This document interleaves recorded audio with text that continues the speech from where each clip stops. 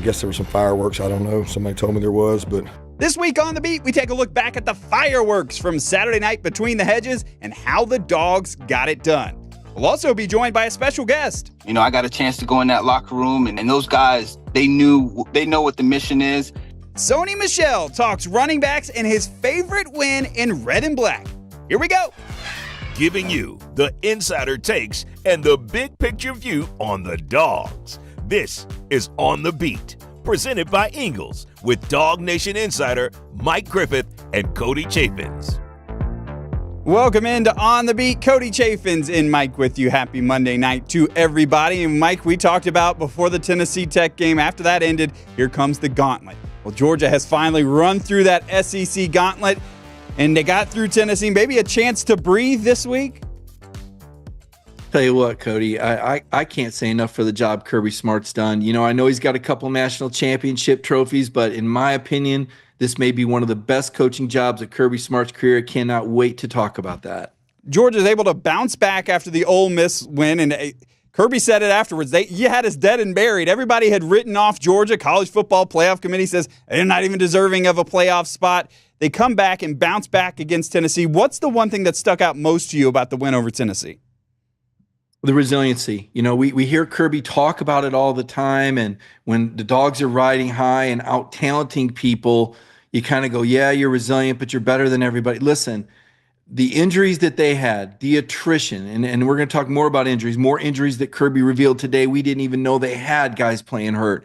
The fact that their backs were to the wall, they spot Tennessee 10 points, but here comes Carson Beck on a 2nd and 10 with a scramble, and here comes that Georgia crowd, and the momentum flipped. And boy, this turned into a fist fight. This was 2 teams enter, 1 team leaves, somebody's on the outside looking in. It turns out to be Georgia that's the team on the inside looking out, prevailing to the point where you had Tennessee's running back tapping out, guys in the front 7 falling down on the ground, faking injuries to slow the game down. I mean, that was one of the most inspirational victories I've seen in my entire career. Really well said. And the resiliency is something we're going to get to on the beat. We got a special guest on the show today, Sony Michel, going to join us in just a few minutes. He'll talk about some resiliency that he had in his Georgia time and how this team was able to bounce back and what he took from that. He was in the house on Saturday night. It kind of started off a little shaky, Mike. It looked like it's going to be the same old. Arian Smith drops the ball early. The drops were still an issue, but then really Georgia just kind of kicked it on, and I think Carson Beck running the rock may have really sparked this team. Well, I think it's inspirational when you see your quarterback breaking tackles and lowering his shoulder and running over a safety. I mean, wait a minute. That's not the NIL guy that's worried about his career. That's a guy that's determined to win the game. That's a guy, Cody, that realizes his legacy is on the line. And what Sony Michel started as part of that 2017 Georgia team that got this dynasty run started, I mean, dude, they have won 10 straight games against AP top 10 teams in Sanford Stadium. Only Miami can beat that. You got to go back to the Canes of the 80s and the 90s to find a team that won more consecutive games against top 10 opponents. 29 in a row now between the hedges that Georgia has won. 8 straight against those Tennessee Vols who, oh, by the way, had a lot to play for. Talk about legacy. This was a Tennessee team trying to become the first one in 17 years to make it to the SEC championship game. They could have done that. They win this game and beat Vanderbilt. They're in Atlanta for the first time in 17 years. They snapped the streak. They're the first team to beat Kirby in back-to-back years, or give them 2 losses in a row since 2016. There was all sorts of motivation for the Big Orange. About 20,000 Tennessee fans got to see those Georgia fireworks. Not that a lot of them stayed till the end. A few of them might have left a little bit early. Dogs might have sent them home early. But there was so much at stake for both teams. It really turned into a battle of wills. And seeing Carson Beck put this team on his shoulders, realize, hey, yeah, there's a drop pass here, there's a drop pass there. You know, this lineman might have missed a call, but he persevered through it. He kept his attitude up. And Cody, Carson Beck showed us the toughness. We know he's a tough kid. You don't win Mr. Florida football if you're not. You don't get recruited by Georgia. You don't stick it out for 3 years on the bench and wait your turn. We got to see the real Carson Beck stand up and account for who and what he is supposed to be as a quarterback, and the results were amazing. He said after the game, I was sitting there talking to him, he said, that putting his shoulder in really woke him up to the game. And then he kept insisting, as a Mandarin Mustang down in Jacksonville, Florida, he was a dual threat quarterback. Now, Mike Bobo had to draw up a few more run plays for him, just frankly because of the lack of running backs that Georgia has had going into that game. You feel like it's something that's duplicatable? Will we see him? I don't think he's going to turn into Stetson Bennett all the time, and he's not going to be, another running quarterback, but could we see that kind of worked into the game plan more? When it needs to be. I mean, Stetson Bennett had JT Daniels on the bench ready to go behind him, so it was a different scenario. I mean, the fact of the matter is, if Carson Beck goes down, the championship hopes go out the window. Kirby had a responsibility to protect Carson Beck, make sure that quarterback's healthy, to keep those championship aspirations in line. So a lot of this was not that Carson couldn't run, not that they didn't need him to run, but you had to protect the guy. But in a game like last Saturday night, the season's on the line. If you lose the game, it ain't going to matter anyway. You're going to play all your cards, and you got to see what kind of athlete Carson is. When he takes off running, Cody, he ain't slow. Carson's got some wheels, and he showed you some running ability. He showed you some vision. We saw a little bit of that earlier this year against Texas, remember? He had a couple scrambles where he reversed field and made some nice moves. I mean, Carson Beck is a dude. There's a reason why the NFL was tuned in, and they're back dialed in again now. I talked to an NFL talent evaluator, and I had someone ask this question, so I'm going to say this before I give you the information. They say, I don't want to read an NFL. If they'll put their name behind, they're not going to put their name behind it. They get fired for putting their name behind it, okay? These are private reports. This is company information, but you build sourcing up and guys trust you to protect them.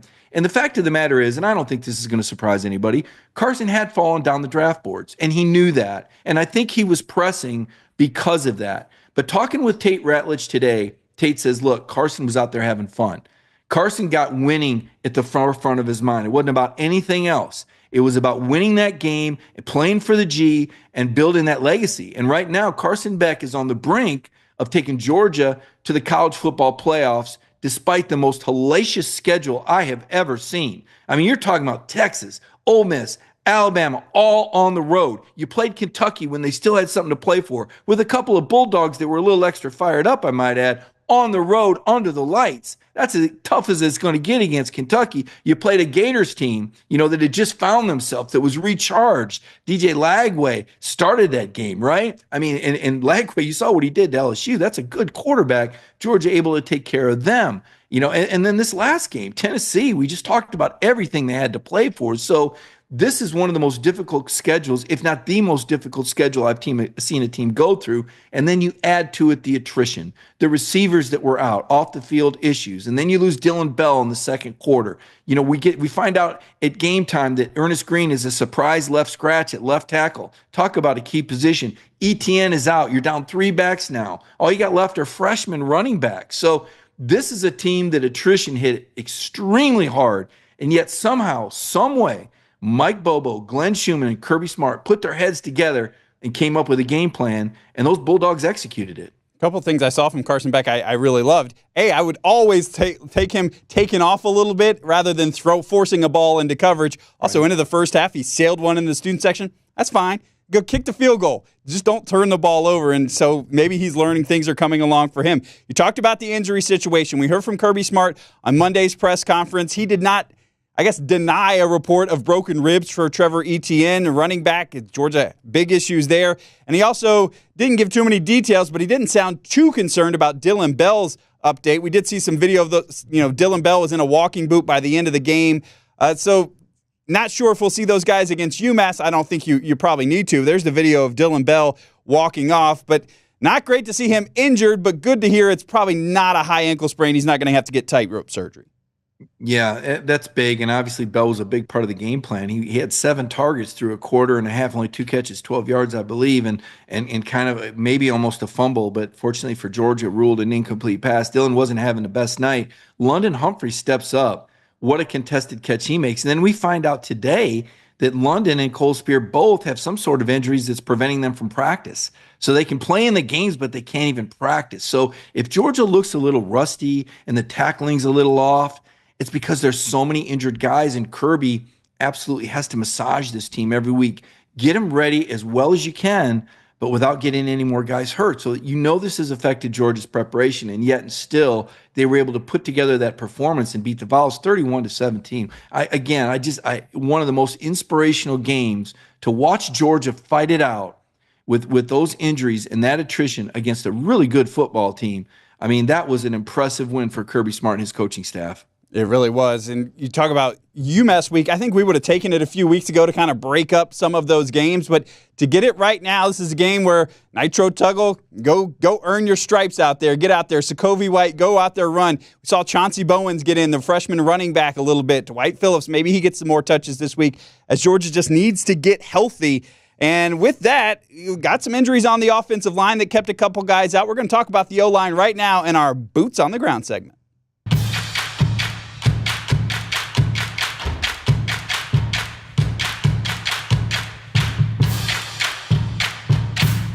So Boots on the Ground, every week I share some video that I got that not everybody got to see, especially if you're watching a TV broadcast. Every week on our DawgNation YouTube channel, on our DawgNation pregame show with Kaylee Mansell, Brandon Adams and I are at the dog walk. And last week I saw Luke Bryan was at the dog walk at Ole Miss. So you get to see some kind of cool things. But this was a really interesting note that I saw as we were watching the team come in. Dylan Fairchild, a guard on the offensive line, literally came in with his lunch pail, and I think that set the tone for the offensive line against Tennessee. No doubt. It was going to take a blue-collar effort. This was going to be a physical football game that was going to be won at the line of scrimmage. I wrote it, so I'll say it. Dylan Fairchild, certifiable badass. I mean, this guy was a state championship wrestler. You want to talk about setting the tone, go back and watch some of those clips and watch how physical that Georgia offensive line was against a celebrated Tennessee front, ranked in the top 10, several categories. I mean, these guys had the second best third down defense in the nation. They hadn't allowed more than 20 points in a game, and the Georgia offensive line had been picked on and picked apart. Even the College Football Playoff Committee had been picking on this Georgia offense. These guys came out fighting, and Dylan Fairchild was spearheading that effort. Dylan Fairchild, how about this? You get Fairchild out of West Forsyth. You got Oscar Delp out of West Forsyth. How about the West Forsyth Wolverines stepping up in a game? What a combination, both playing their best at that moment. Really interesting on the offensive line, too, because of the injuries. Ernest Green dealing with some shoulder stuff. Kirby Smart said he can't extend that left arm, which as a tackle, that sounds pretty painful. Micah Morris also didn't find his way in the lineup. They went with just 5 guys for the entire game, which most football teams do, but for Georgia, really unusual, and it seemed to work out. Well, I mean, it was that sort of game. Like I said, they leave everything on the field. If you don't beat Tennessee, season over, essentially. I mean, 3 losses, and, we're making reservations for the Citrus Bowl or something. So, I mean, they had to put it on the line, and these kids had to put it on the line. And, the home crowd showed up, and the ABC cameras, and Game Day, and SEC Nation, and the world was looking in to see the answer to the question that you asked 2 weeks ago. Is Georgia doing this the right way? Is the Kirby model still in effect? Can he do it this way? And the answer was a resounding yes. But to your point, it started at the line of scrimmage offensively and defensively for the Bulldogs. I saw the folks, the representatives from the Tax Slayer Gator Bowl were walking around. I almost did this to them as they walked by. You talk about the atmosphere. And the other thing, I guess everybody did see this one. This isn't just special to me, but the atmosphere in there, the fireworks they set off. It seemed like Josh Brooks and whatever the game day crew, they all heard Kirby Smart after the Mississippi State game saying, we cannot have a dead atmosphere again. And boy, it looked like a movie out there. Well, Alabama put on a show. Texas put on a heck of a show. And give Josh Brooks credit. I mean, Josh was an operation. He was also a football guy before athletic director, but he was an operations guy too. And I'm sure that motivated him. And why wouldn't Sanford Stadium have one of the best shows? I mean, you love that LED lighting. The night games were great. The students really got into it when they lit it up. And, it was such a fantastic environment above and beyond the game setting. But it was absolutely worthy of the kind of night it was for Georgia football. I mean, the program, I called it Judgment Day, Colby. I called it Judgment Day. It was Judgment Day at Sanford Stadium, and the environment was befitting of that. They did a spectacular job. Even the national anthem, put a tear in my eye just to see, the pomp and circumstance all around that as we celebrated our country.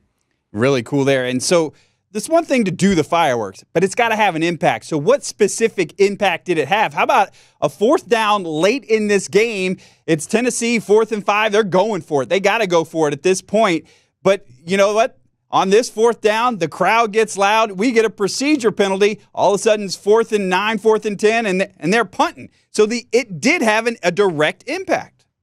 No doubt about it. And, Michael Williams also had a little something to do with that. But to your point, that left tackle, he couldn't hear he could not hear the calls. And that was Tennessee's shot. Right there, Cody, that was Tennessee's shot. They did not get to shoot their shot because it went to 4th and 9. Now, the truth of the matter is Heupel probably should have gone in hindsight. Should have said, okay, 4 more yards, let's do it.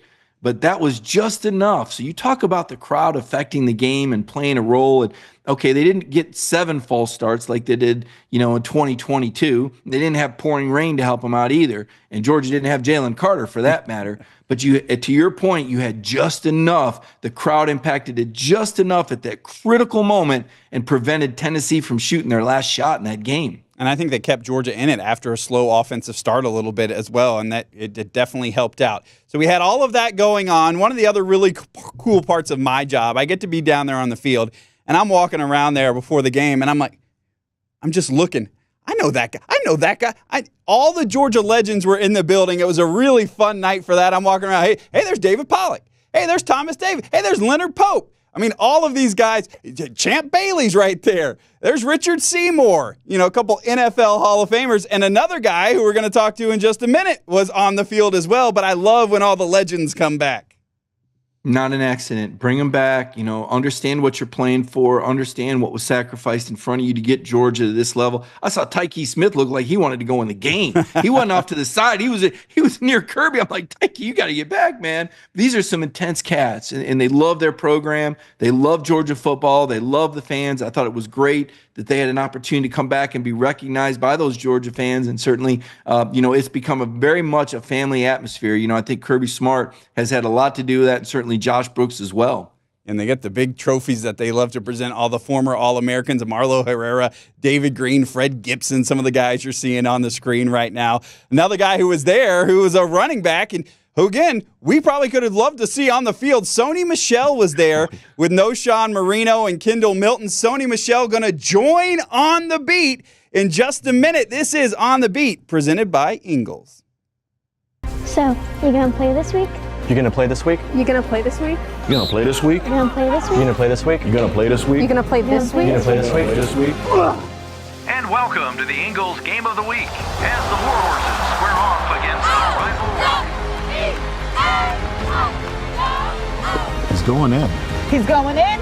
Go, baby! Ingles, we're with you every step of the way. All right, welcome back into On the Beat. Every once in a while, we bring in a big-time guest for you, and it is none bigger in the Georgia history of running backs than number 1, Sony Michel. It is number 1 in your program and number 1 in your heart. Sony Michel joins us. Sony, you got a chance to be back between the hedges last weekend for the blackout. Tell me about that experience going back for that Georgia-Tennessee game. Thank you to Kingsford for, even giving me this opportunity to come back to Athens, right? And throwing that amazing tailgate that they had. Fans had an amazing time. I had an amazing time. I was even able to bring some of my close friends. They had a great time. Ending the night with that great W, I can't ask for much more.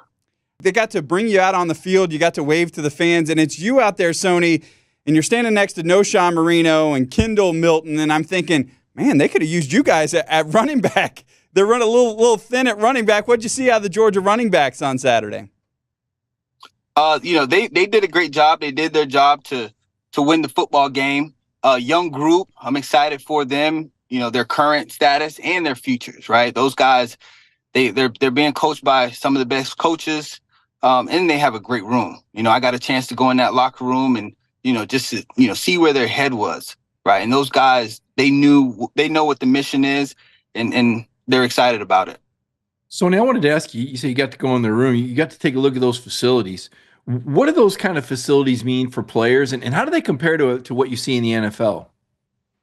Oh, they're completely different, right? They don't compare to the NFL for the most part. A lot of it, especially Georgia, right, which I was able to, experience, because I had pretty good facilities. And yes, they've upgraded it a lot more. And those guys need it, right, because there's so much that's being demanded out of them. right? You're talking about going to class, going to study hall, then coming back, not really having time to really eat. So when you create an atmosphere where it's all at their disposal and they can just grab food on the way, go to a grab and go, and hey, I want to get some recovery in before practice. The team meeting is not too far. That's awesome, right? And I'm glad those guys get to experience that stuff. And I'm glad to be able to go back and see, like, wow, this is what you guys get, and this is kind of a testament to the guys that came before you. Yeah, well, I mean, you guys kind of built it. I mean, your success is obviously built a lot of momentum for this program, and you've got to feel like, you were on the ground floor of this, man. I mean, if it wasn't for, the what you all were able to do and how far you were able to take Georgia and to take that next step and put Georgia on that stage, that's really kind of what we're seeing as a continuation of that. Now, that said, I do want to ask you a little bit more specifically about the running back position. You did have a chance to visit with these guys, and the position has even changed, even since you played college ball. What are we seeing more of now at college and even the NFL level? We're seeing a lot of, smaller backs, not as much pounding. We want to see you come out of the backfield, catch the ball. I battle with those thoughts and what they want to change the position to, because they're trying to devalue the position. But we're the one position that, you're asked to run the football, catch the football, and block and protect. So I think guys still need to, they're going to come in all different shapes, sizes. As long as they can run the rock, they're agile, they can take the hits, they're durable, they're available when you need them. I think that's important. That's most important. And definitely, they got to pay the guys. And I think that's one of the most important parts is you're asked to do all these things. Well, you definitely got to pay the position. You got to pay the position. But also, I like the trajectory of where the position is going, man. I like how guys are still confident in what they can do. And especially Georgia, right? We breed running backs, and we like to call ourselves RBU. So seeing those guys do their thing, seeing the young guys get a chance to be in those big games, that means a lot to me because I know where their career is going. Cody, I'd say this, Kenny McIntosh told me a big reason he signed at Georgia was because of Sony. So, yeah, the influence is definitely there, Cody. Yeah, and he did so much to help change it. The thing about this Georgia team now that is a little bit different than what we saw when Sony and Nick were there. I'm thinking of Sony walking us off at Oklahoma and Nick Chubb breaking a long run. The explosive runs have not been as plentiful for this Georgia team. Sony, what does it take to get an explosive, a 20-plus yard run for a running back? What does that take? Is it just the blocking up front? Is it scheme? What goes into it? It's a little bit of everything. It's all about, schematics. It's all about blocking. But as a running back, we always got to keep the mindset of creating, right? Hey, yes, it can be blocked for 5 yards, but hey, don't just get 5 yards. We need to get 20 to 30. So in your mind, it needs to be that creative mindset. So when I'm in the game, I'm thinking I need to create. And I think that's the most important part for a running back, because it's not always going to be blocked properly. It's not always going to be blocked perfectly. And it's not the perfect play call isn't always going to be called, but it's your job to make the team look good at some points, because I have a mindset that this team goes as the running back goes, right? You got to get the running game going so the pass game can open up. And that's how the game kind of complements each other. So, yeah, everything's, the perfect answer is everything got to fit well. The play call, the blocking, the run scheme. But no, as a running back, you need to just create. Whatever's there, create. And that's what's going to make you a great running back. Love that answer. It's Sony, we get to have you on our show today, thanks to Kingsford. You talked about the big tailgate you guys had in Athens last weekend. And Sony, I know you like to get on the grill a little bit, do a charcoal grilling, which is kind of the old school style, which I think a lot of folks are doing even more of nowadays. I know you're from South Florida. You got some Haitian descent. Are you cooking more than just burgers and dogs on the grill? What kind of things can you get going on there? You can get creative, especially with the grill, with the charcoal grill. I am doing burgers and dogs. I actually did them last night. But I'll throw some chicken on there. I'll throw some pork if I need to, which is kind of some of the cultural dishes that you kind of mentioned with the Haitian background, which can kind of give us that grilled taste to it. We have this thing down here called conch. you can grill some conch. So if you come to South Florida, definitely want to try some grilled conch, which is super important, man. And, you can't go wrong with the grill on football Saturdays and Sundays. All right, I got to follow up. You mentioned culture. I got to ask you about football culture. I mean, I'm looking at this list of coaches you played for, Mike McDaniel and McVay and Belichick. And, of course, you played for Kirby and some Mark Richt.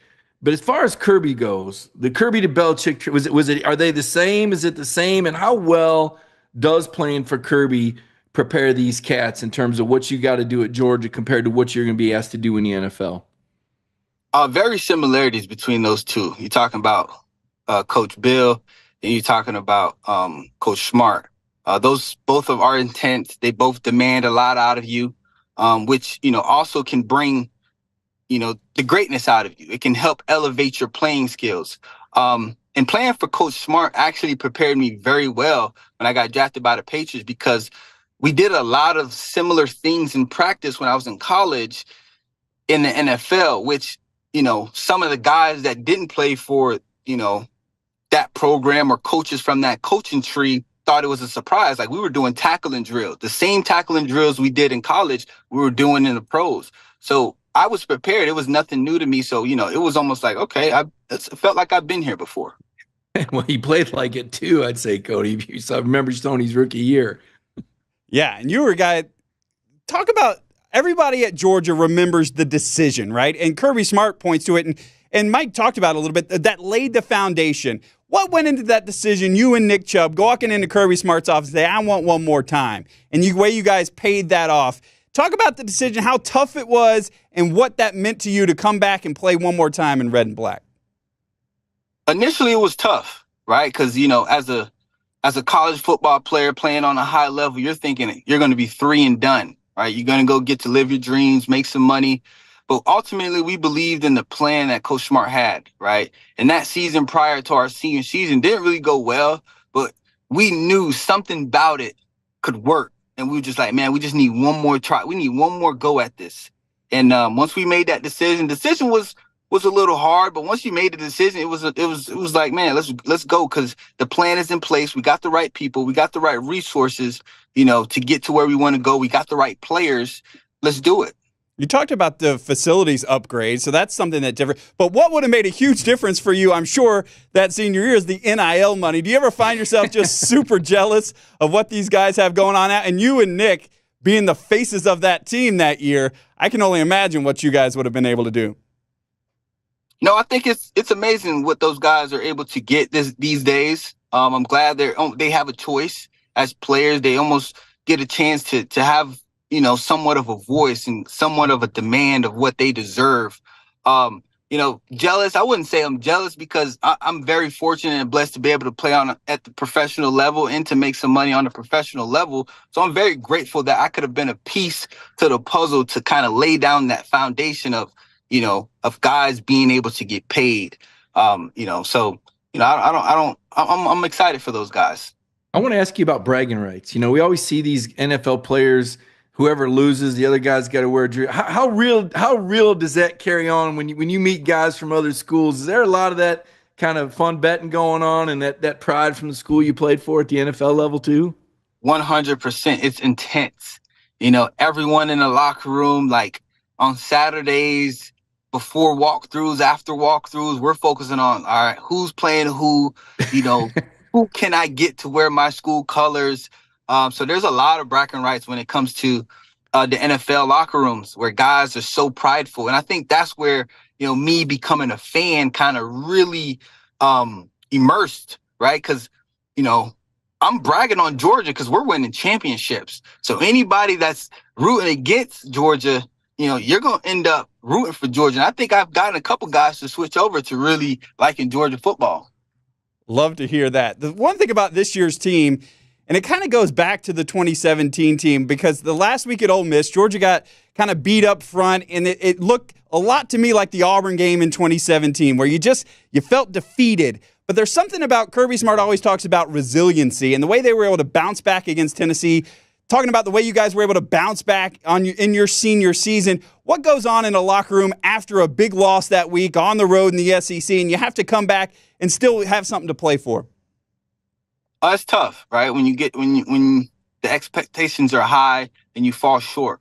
But when you have great coaches like Coach Smart and his coaching staff that he puts together, they're able to sit you down in those meeting rooms and show you why you lost. So you understand, like, wow, it was more of me problem than a them problem. So okay, if I fix these things, next time the results will be different. So when we lost to Auburn that year, we were number 1 in the country. We're riding high. We lose to them, but Coach Smart got us, and he was just like, hey, these are some of the things that we fixed, and the game is different.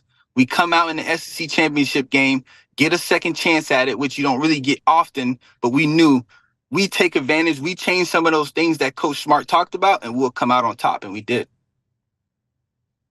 No doubt. I guess I'd ask you, Sony, reflecting back on your career, and I know you get asked this question a lot. It's hard for me to believe you're retired. You're such a good running back. I hate to see you not carrying a rock anymore. You were so much fun to watch. But reflecting back on the college career, was there a team? Did you have a favorite team to beat? I know everybody wants to be Georgia's rival. You got 5 or 6 teams that say there's Georgia rivals, and different people from different parts of the state say different things. But what's your sweetest win when you look back on your career? I think, and this may surprise people, but I really enjoyed beating Georgia Tech. Right, that in-state rivalry where it was just like, it shouldn't really be a rivalry, but because you guys are making it a rivalry, we're going to make you pay for it. I like that, Cody. That's a new approach. They want to make it a rivalry. You're going to pay for that. I like that. And that's good. The one thing I always wonder about, because Georgia now recruits nationally. Like back in the old days, it really was the kid from Thomasville against the kid from Augusta, and they went to different schools, and it's Georgia Tech. But as a guy from South Florida, how different, I do want to ask you this, how different does Kirby Smart treat Georgia Tech week? Because we've got that week coming up for Georgia. And how does he indoctrinate you into this rivalry, which really you didn't grow up with? Yeah, so coming from South Florida, I did have to get introduced to it because I didn't think, why. I'm in my head, I'm like, why is this even a rivalry? Like this should be more of a stat game than a rivalry.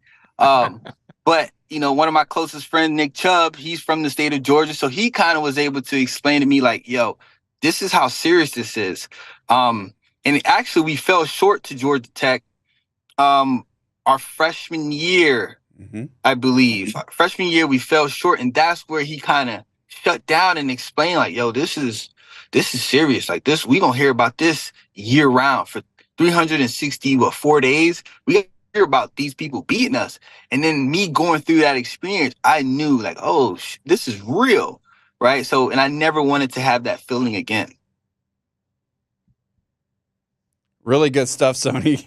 As we wrap up with Sony Michel, so happy to have him on the beat. So it's so interesting to me, you say you remember the Georgia Tech win more than like going back. If I was you, I'm turning on the Rose Bowl at least once a week, right, to relive those moments.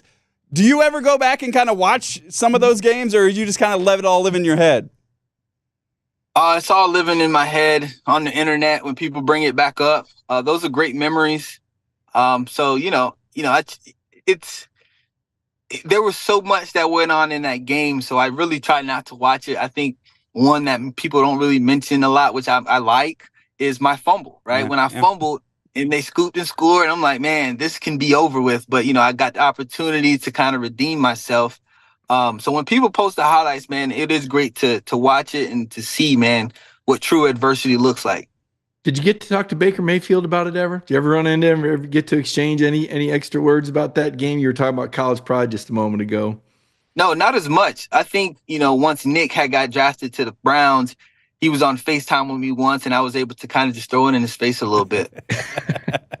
I love to hear that. All right, Sony, you got to tell us, you're so known for the jazz hands. Tell us about the origin of the jazz hands, and then your reaction. Nate Frazier, first touchdown, just a freshman from California, came in and he paid homage to you after scoring his first touchdown of his Georgia career. Tell me about the celebration that's become so famous.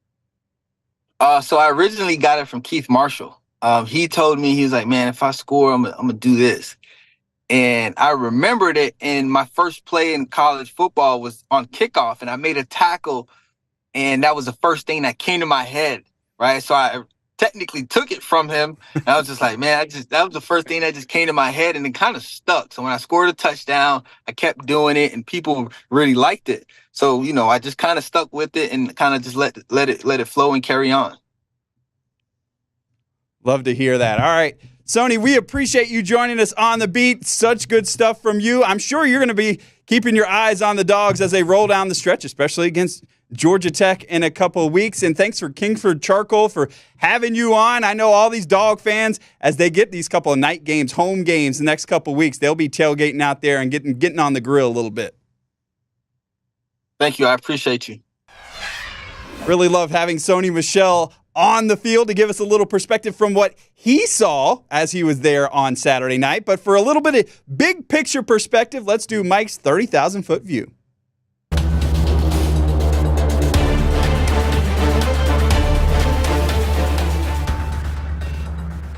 Mike, we saw some interesting things happen in the SEC, even around the nation, as things are going to play out. All these games get even more heightened as we get closer and closer to the playoff. Well, it's a convoluted playoff system, to be clear. And I think most people following it now understand the difference between the rankings and the seedings, right? Need a little algebra in there to kind of figure that out. What does this mean? What does that mean? Let's start with the SEC, though, Cody.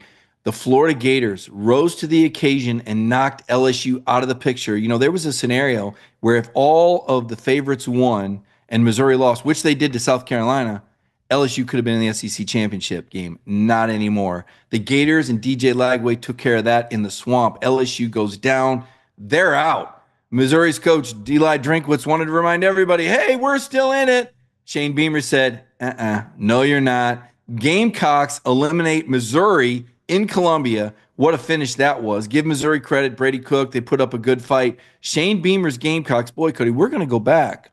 At some point, we're going to look at that LSU and South Carolina game and that call and go, man, South Carolina could have been right in the thick of this thing. They're playing some really good football. Had that win over A&M. Now they knock out Missouri. But, hey, not Georgia's problem. Not on the schedule this year. So Gamecocks playing really good football. Texas, we used to say their most impressive win of the season was a 3-point win over Vanderbilt. Now they've got to win a 10-point win over an unranked Arkansas on the road. So maybe that becomes their most impressive win of the season. Eventually, the Longhorns are going to have to play somebody ranked. That's going to be at A&M end of the year. So Texas stays alive. Right now, they're the highest-ranked SEC team, even though they haven't beat any top 25 teams, and Georgia beat them head-to-head. We know how this committee works. We've talked a little bit about that. Kirby Smart, he says, I don't know how this committee works. I don't know what's going to impress them. All I can control is what's happening on Saturdays in Athens. He said, but I welcome them to come down to this environment and see what this is all about. So SEC football, things are starting to shake out a little bit. Tennessee Vols now. Now they're the ones that are kind of studying this a little closely and going, wait a minute. We're in the top 12, but we're on the outside looking in. That's right, Tennessee. You need Notre Dame to lose, or you need Alabama to lose, or you need Ole Miss to lose. Because when Indiana plays at Ohio State this weekend, I don't think the loser is going to fall out, Cody. The way this college football playoff committee set it up, right? The deed's already been done. They've got 2 top 5 teams there. That's going to be a top 5 loss because they say it is. So we'll keep close eye on Ohio State and Indiana this weekend. Unless the Buckeyes blow out the Hoosiers, I don't think they're going to fall out. Now, if Indiana beats Ohio State, that's a different story. That's on the road at the Horseshoe. That's going to be one we're going to be scoreboard watching this weekend. Another interesting twist this week was BYU lost to Kansas. Kansas team with a losing record. And yet, BYU is still the projected Big 12 champion. Whoever wins the conference championship games in the Power 4 conferences have an automatic bid to the college football playoffs. Now, are they one of the top 4 ranked out of the 5 conference champions that are representing? Right now, BYU's not. Why? Because Boise State, the highest ranked group of 5 projected champion, is ranked ahead of them, or at least projected to be. So now this changes things a little bit. Boise State could get a bye. Right. That's right. If they're among the highest 4 ranked conference champions, they would get a bye. So this puts a little twist on things and changes it up a little bit. We're going to see all these rules trotted out. And I think maybe by the end of it, or maybe next year we'll figure it out. But people are starting to kind of get a vibe for this and say, no, wait a second. They're treating a conference champion like Boise State like they would an SEC team? Yeah, actually, even better. So if there's a fly in the ointment for this college football playoff committee system, I think that's it, is that they're trying to treat the conferences the same when it comes to wins and losses. And obviously, the SEC, what do they have now? 4 or 5 teams in the top 10, where I think the Big Ten might have had 4 teams in the top 25 last year, and all 4 of those teams were ranked in the top 5. So there's a lot of things to kind of complain about, look at a little bit closer, maybe learn from. I think we're only going to have 2 more years of the 12-team playoff, this year and next year, and that's going to open the door for a new contract, and don't be surprised if there's not a 16-team playoff. Really interesting, because usually you hear Kirby Smart, he said, I don't pay attention to that, right? He'll say that a lot when you ask him stuff like this. He had plenty to say about the college football playoff committee. And do you like when he kind of steps out there and says, I don't know what they're looking at. Come down here and play some of these teams.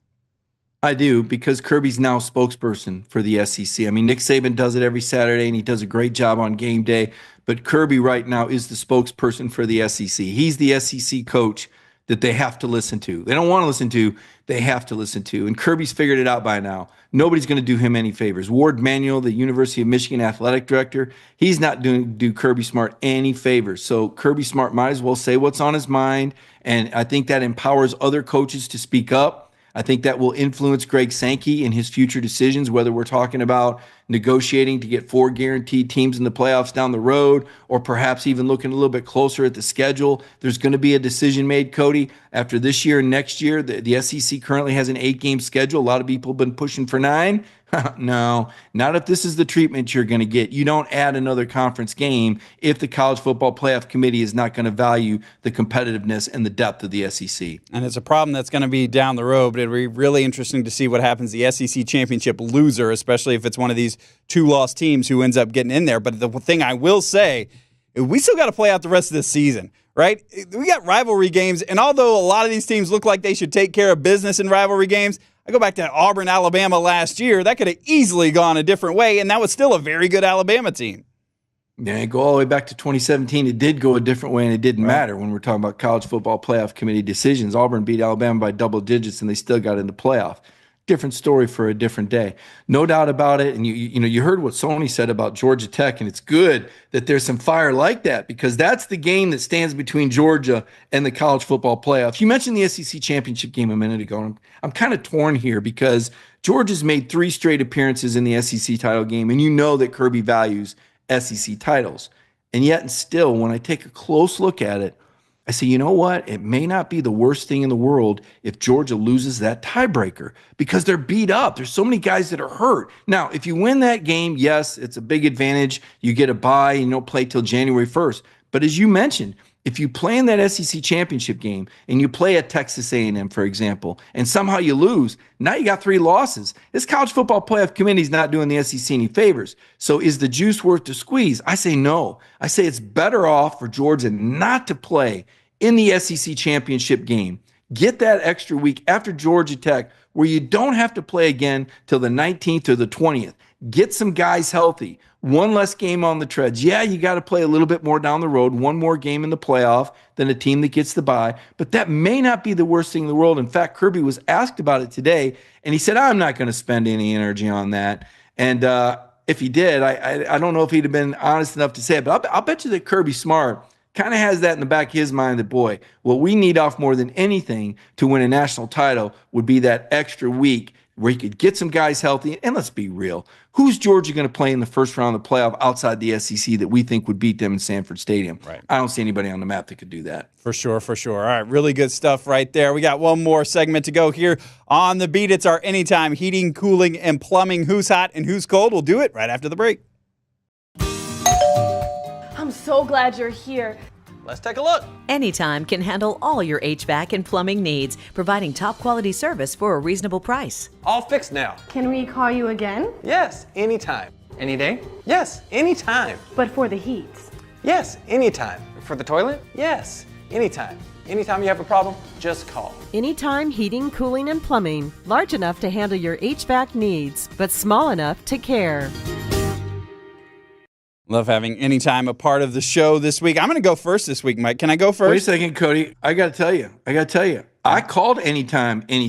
I called them today, and they came out same day. Love it. So let me tell you what. believe them when they say anytime, because the service was incredible. So I'm very pleased with that. I want to share that with our audience. A testimonial right here on the beat. I love to hear that. Really good stuff.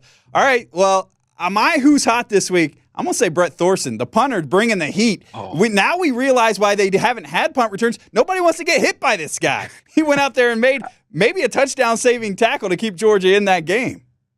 Yeah, I State Rutledge, but him and Brett are big buddies. They do a little podcast together. He said, I wasn't surprised by the tackle. I was surprised he did that much running to get to him, but no doubt about it. Thorson, a rugby player, he took him down, man. I mean, and that wasn't just a oops tackle. That was, let me put you down and put him down again. He didn't get a personal penalty. He couldn't get enough of that. I mean, Thorson's been waiting forever. He likes to joke about not getting any action punting because Georgia doesn't punt so much. He never gets to hit anybody. So that was a big play for Brett Thorson. You know that'll be on his highlight reel for the rest of his life. For sure. Who else you got? Who's hot this week?